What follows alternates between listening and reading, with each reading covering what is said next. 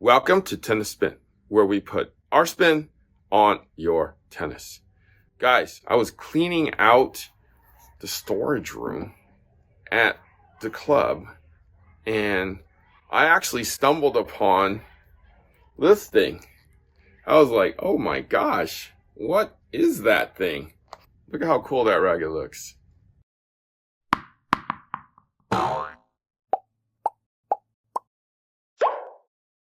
All right, so before I get going today, my coffee sponsor of today is Juan Venegas. Juan writes, good channel. You had a great idea during COVID to reinvent yourself. I hope it's going well. Greetings from Ireland. Thank you, Juan. I appreciate it.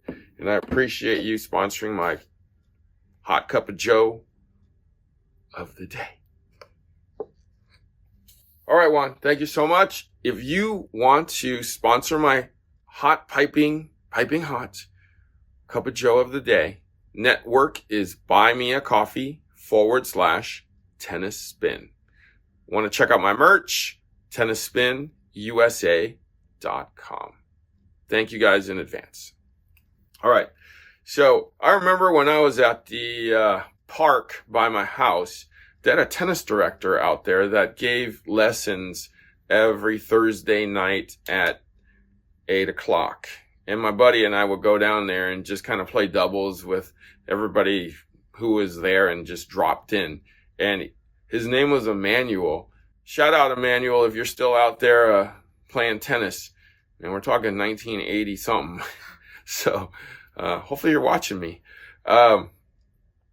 He had one of these. And I was like, what in the, and he's like, yeah, check it out, man. Check it out. Full graphite racket, made in France. Made in France. What's made in France these days besides croissants? Even Babylon's not made in France. But anyway, so Rossignol is known for skis. So you know, in the 80s, a lot of ski companies decided to make rackets. I mean, even before the 80s. But with the advent of graphite, the materials of the skis actually worked for tennis rackets. That's my guess. I'm just talking out of my whatever sometimes. But you saw Head do it. You saw Vocal do it. Rossignol did it. And as you can see, they actually, I think it looks like they took the technology from the skis and kind of put it into a tennis racket. You can tell that from the side here of how it's constructed. It actually can feel like a ski too, the way the graphite is kind of molded. I mean, I don't know why they reversed this. All I know is that this is a 4 5/8 grip. It's definitely a 110 oversized head. I just counted the strings and it's an 18 by 19 string pattern. You can see that the squares are pretty far wide apart. We even have share holes. See that share hole right there? Share hole right there. That was a common thing back then. These manufacturers just wanted to punish the stringers. These share holes. You know, if you're a stringer, you know what I'm talking about. All right. So let's actually check out how much this thing weighs, because it feels like a 2x4 in my hand. Like literally. I'll bet you it's like 12 and a half at least. 359. Woo! That's a big number. Let's convert that to pounds. Wow, 12.7. 12.7. Strong with a grip. We're talking Fed weight right here. Fed weight. Let's check the balance here. I feel a ton of weight in the head. That's 330. Right at 330 actually. At the scale, this thing feels like Andy Murray head weight here. Let's see if we get a big time number. Yeah, we get a pretty big time number. 347. One more time.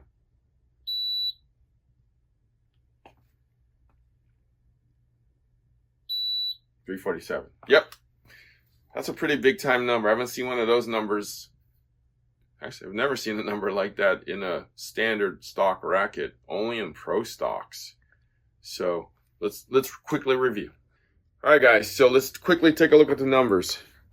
12.7 ounces, 359. That's a big number. But I feel like that was pretty ordinary for back in that day. Balance at 330, 347. These two are big numbers. All three of these are big, serious numbers.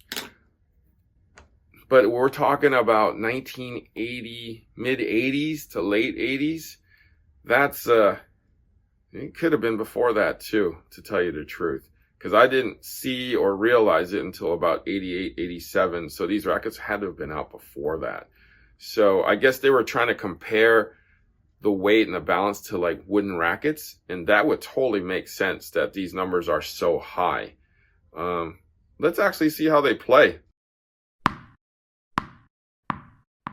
So on the court, Rossignol, oversized, F300 carbon. Look at that inverted throat. Just shrinks up your sweet spot there. All right, but it's oversized, so hopefully we can compensate. Coach Goo's out here with me. Coach Chris is awake. Let's go.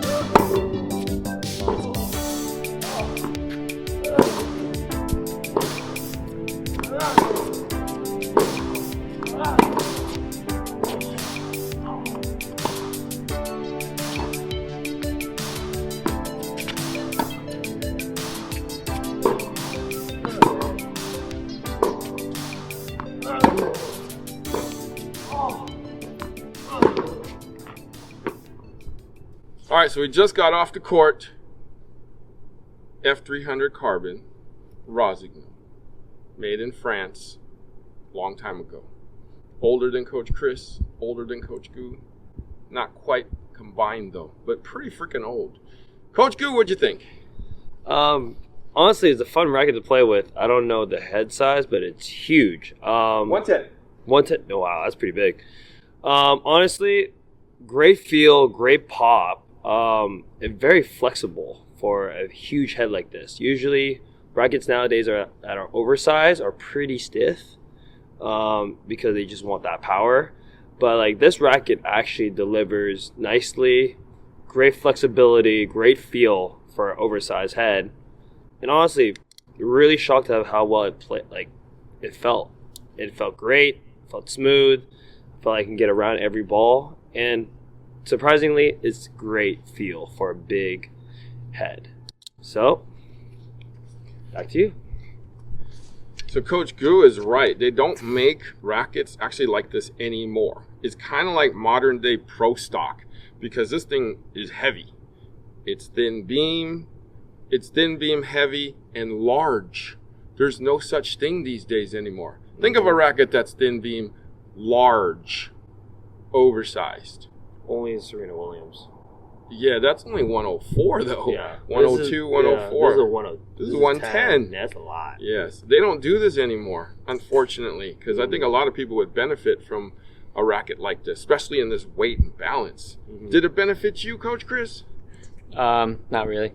I felt like that as I was hitting with this racket, it was wobbly a lot. Like it was just very bendy. In terms of like playability, I could definitely see the appeal to a racket like this. It's definitely one of the ones I've never played with such a design here, like this shape. Do they play with this a lot, like professionally? Anyone play with this? Or is Back it just then, mostly- a little bit more. It's Okay. more for like the recreational player, even back then. Oh, okay. Yeah, I mean, I could definitely see it for the club player, but I definitely see like its drawbacks for those who are playing a little bit more on the tour. So, yeah. Speaking of drawing back, let me show you something. How flexible this is. I'm gonna put it on the ground. So when Coach Chris says wobbly, right? He means like, oh, actually, see, I can't. Like, it won't be stiff enough for me to pick the ball up. You can't do that anyway. There, I finally got it, but it's kind of wobbly. You know, it's kind of like Coach Chris as a bobblehead. When he's sleepy.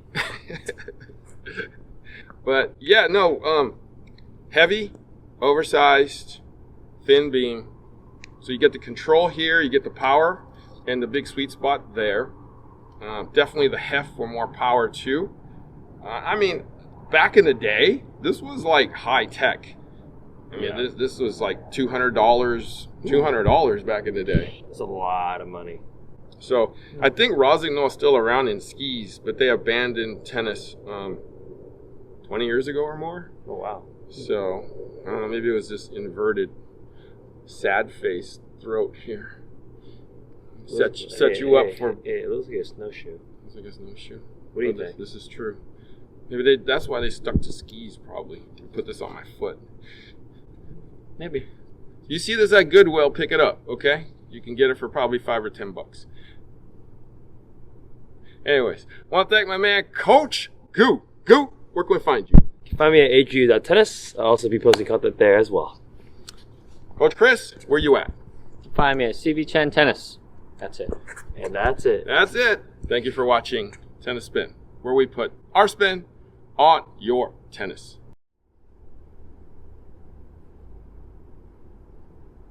Coach Good, check this out. Swing Vision got new commercial out. Oh. Check out his James Blake and Roddick. Roddick. Oh my God, he's still playing. I mean, he's still playing. Whoa, whoa, what, dude. That's damn fast. I can do it. I can do it, dude. Back in the day, I could do that. I could totally do that, dude. You can do that. You can do that. Let's go, man. We can show them how it's done. Let's go. Let's go. Come on. Let's go, dude. Let's go. Let's go. All right. 85 miles per hour. That can't be right. No, that's definitely right. man. 88 miles per hour. That's not a gigawatt. One more. Watch me. 78 miles per hour. Hey, man. Something wrong with this program. Nah, that's just you, bro. Let you try. Fine, Let's okay, see what I'll you do it. I'll do it. You're gonna go 69 right here.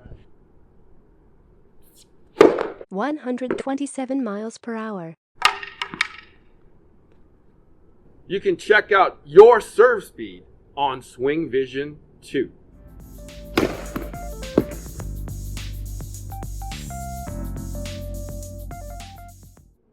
Doc, we got an issue.